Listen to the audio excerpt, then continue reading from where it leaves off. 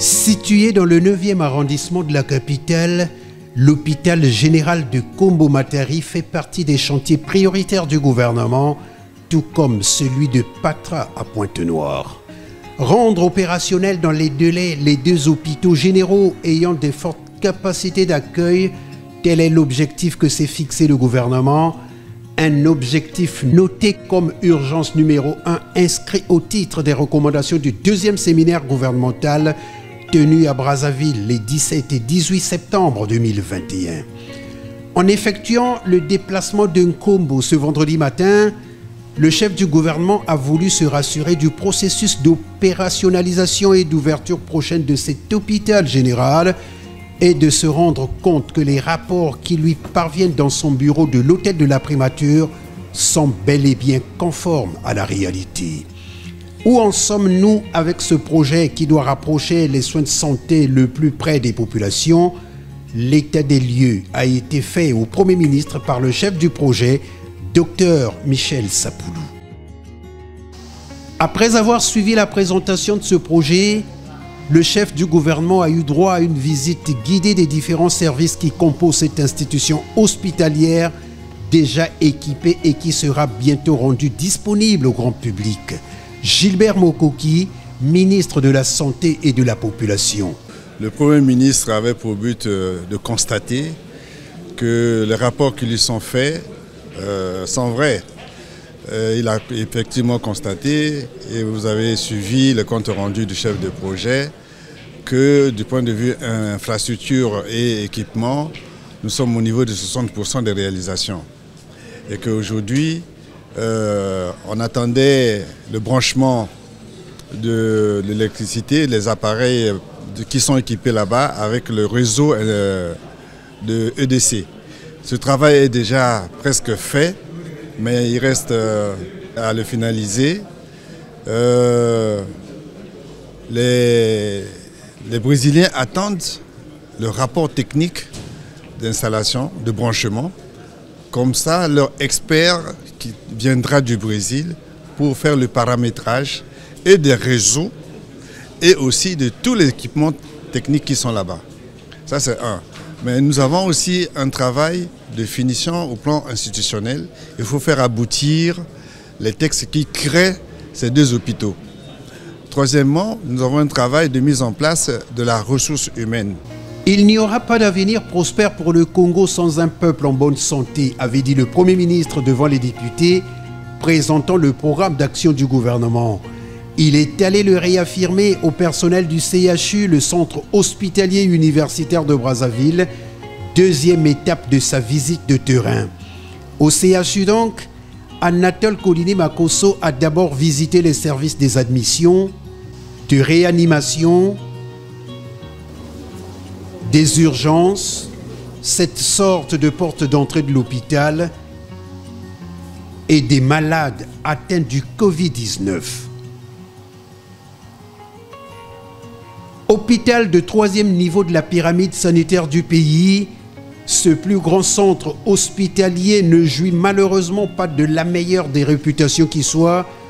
Le nouveau directeur général, le professeur Thierry Gombe, qui s'est fortement réjoui de la présence du Premier ministre sur ces lieux, a fait une présentation succincte du visage actuel du CHU avec ses principaux problèmes qui se résument en termes de vétusté de nombreux dispositifs médicaux, de dégradation avancée des infrastructures et d'autres équipements, du faible niveau de la mobilisation des ressources, du sous-effectif du personnel médical, tout en sollicitant l'appui attendu du gouvernement pour le renouvellement du plateau technique, le paiement régulier des salaires, la subvention d'équilibre, l'apurement de la dette. La liste n'est pas exhaustive.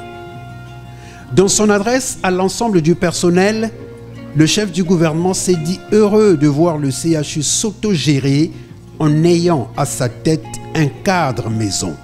Les grèves du personnel médical au CHU sont devenues comme une espèce de tasse de café. Il ne se passe pas un trimestre, toute proportion gardée, sans qu'on entende le signalement d'un avis de grève. Anatole Kolini Makosso a attiré l'attention des agents de cet hôpital, eux qui ont la mission non seulement de garantir la santé des populations, mais aussi de sauver des vies. Je voudrais, à la suite de l'exposé émouvant que venait de nous faire le directeur général, vous traduire d'abord toute ma reconnaissance pour l'accueil.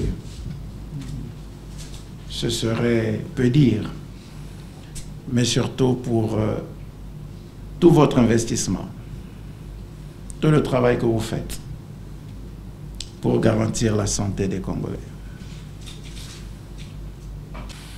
Vous avez dit, vous êtes aimés de moins en moins par les populations. Vous vous êtes posé la question, vous ne savez pas pourquoi on ne vous aime pas. Non, moi je connais la raison. Mais c'est parce que vous ne vous aimez pas vous-même. Vous ne vous aimez pas vous-même. C'est par là que devrait commencer le travail à faire pour redorer l'image du centre hospitalier universitaire de Brazzaville. Que vous puissiez d'abord vous aimer et que vous puissiez aimer votre institution. Du peu que je sache, tous les rapports que j'ai dénigrant le CHU partent du CHU.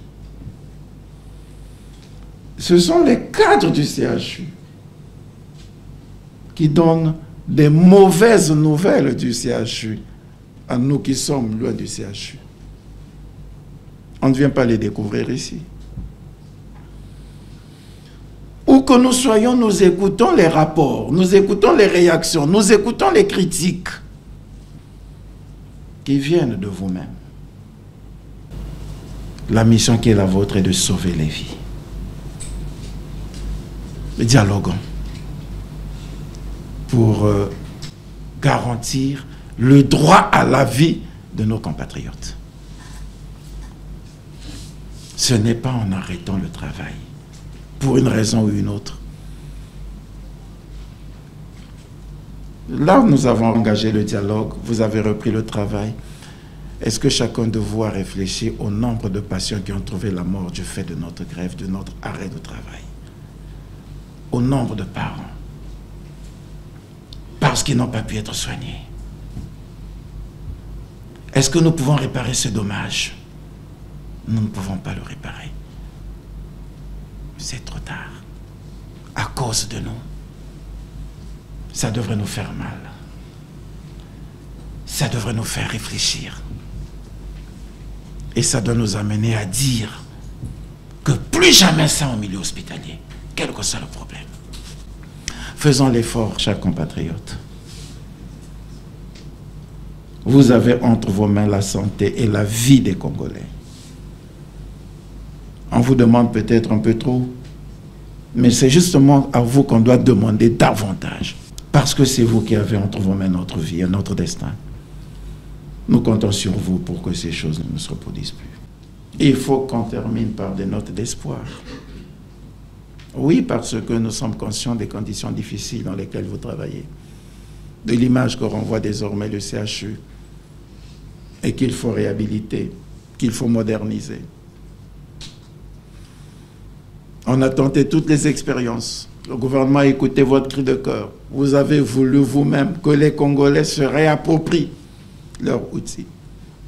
On a tenté une expérience que vous n'avez peut-être pas approuvée. Ben, vous allez vous réapproprier votre outil. Prenez-en soin. Après sa communication, le chef du gouvernement a accordé la parole à tous ceux qui voulaient bien s'exprimer et c'est l'intersyndicale qui a pris la parole au nom des syndiqués. Le centre hospitalier universitaire de Brazzaville est en proie à une crise multidimensionnelle qui compromet absolument la réalisation de ses missions l'hôpital du 3e niveau et référence depuis plusieurs années. L'intersyndicale remercie vivement le Premier ministre et son gouvernement, notamment le ministre de la Santé et de la Population, pour avoir mis un terme au contrat signé avec les Canadiens. Un contrat atypique qui a englouti plusieurs milliards de francs CFA sans aucun résultat pour le CHU de Brazzaville. La situation du CHU de Brazzaville est critique sur tous les plans. On observe entre autres La dégradation inédite des conditions matérielles de travail dans tous les services cliniques, médico-techniques et administratifs. Le cumul des arriérés et retards de paiement des salaires. La violation des textes en vigueur.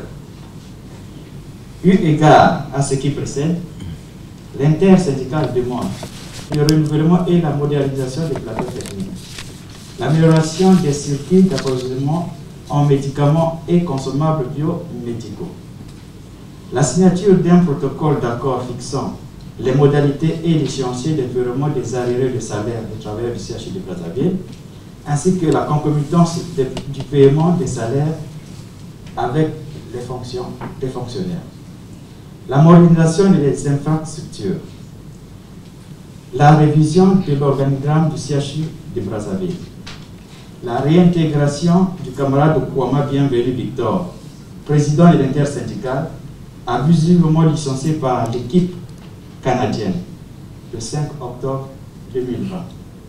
Par ailleurs, après la nomination du directeur général, plusieurs postes de directeurs divisionnaires sont toujours vacants. Ainsi est-il urgent de procéder à la nomination des directeurs divisionnaires afin de permettre au nouveau directeur général d'engager immédiatement la mise en œuvre de sa vision.